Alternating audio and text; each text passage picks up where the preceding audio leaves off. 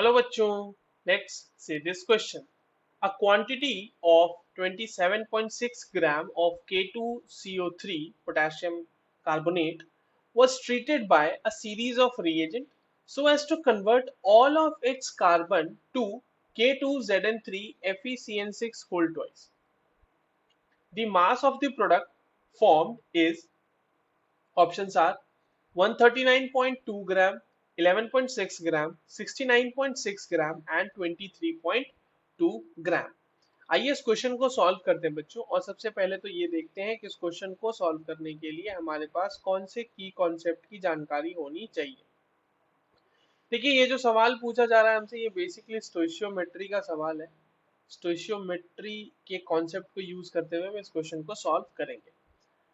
Question में ये कहा जा रहा है कि K2CO3 है, पोटेशियम कार्बोनेट है हमारे पास, और इसको एक सीरीज ऑफ रिएजेंट्स के साथ ट्रीटमेंट कराया जा रहा है इसका, और एक कंपाउंड बनाया जा रहा है K2ZN3 Fe कॉम्प्लेक्स स्फीयर के अंदर FeCN6 होल ट्वाइस।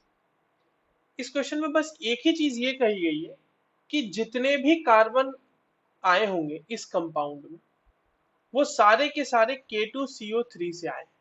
यानी K2CO3 के सारे कंपाउंड्स को सारे कार्बन को कन्वर्ट कर दिया गया है इस कॉम्प्लेक्स कंपाउंड में, जितने कार्बन है उसमें। ठीक है, अब देखिए, अगर आप इस जो कंपाउंड हमारे पास बना है फाइनली, उसमें अगर हम नंबर ऑफ कार्बन एटम्स देखें बच्चों, तो कितने हैं?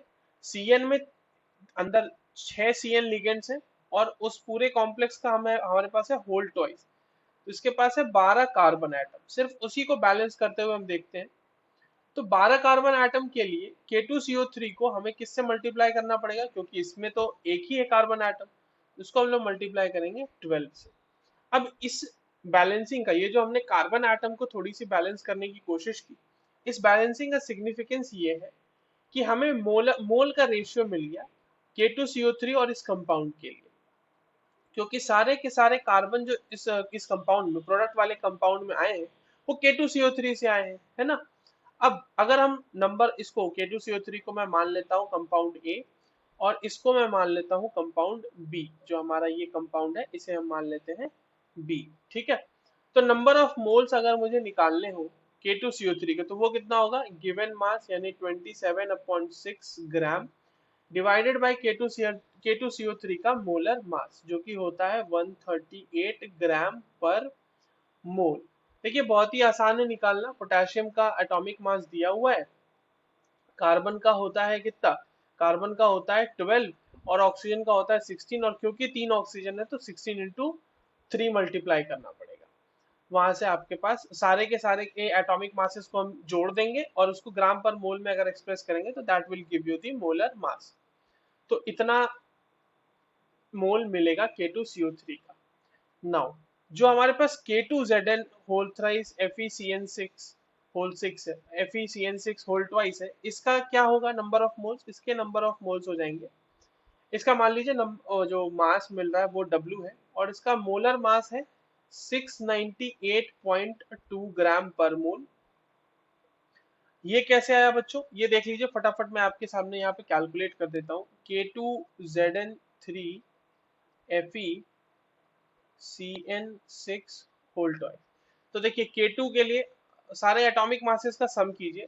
K2 के लिए क्या हो जाएगा? 2 इंटू 39 दिया हुआ है क्वेश्चन में ही एटॉमिक मास उसका।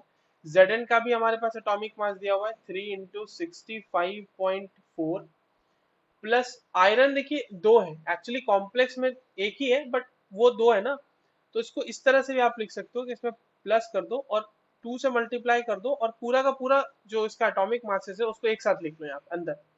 तो ये हो जाएगा 56 प्लस 6 इंटू 12, कार्बन 12, और प्लस 6 इंटू 14 जो कि नाइट्रोजन के लिए होगा। इन सब को जब आप ऐड करोगे तो आपकी वैल्यू आ जाएगी 698.2 ग्राम पर मोल में, ये वैल्यू आ जाएगी। ठीक है, तो this will be equals to 698.2 gram per mole. ये आपके पास मोलर मास इस कंपाउंड का मिल गया। अब ये सब करने के बाद हमें पता है कि मोलर रेशियो हम निकाल चुके हैं, तो Na अपॉन Nb क्या हो जाएगा बच्चों, Na अपॉन Nb हो जाएगा 12 upon 1, that will be equals to 27 upon 6 divided by 138 divided by W divided by 698.2। यहाँ पर से आपको W की वैल्यू फाइंड आउट करनी है, बहुत ही आसान है यहाँ से W का वैल्यू फाइंड आउट करना। That will be 27.6 into 698.2 divided by 12 into 138 ग्राम आएगी ये वैल्यू, और ये वैल्यू आपके पास आएगी 11.6 ग्राम के अराउंड। ठीक है, so the correct answer will be option B. I hope you understood this well. All the very best.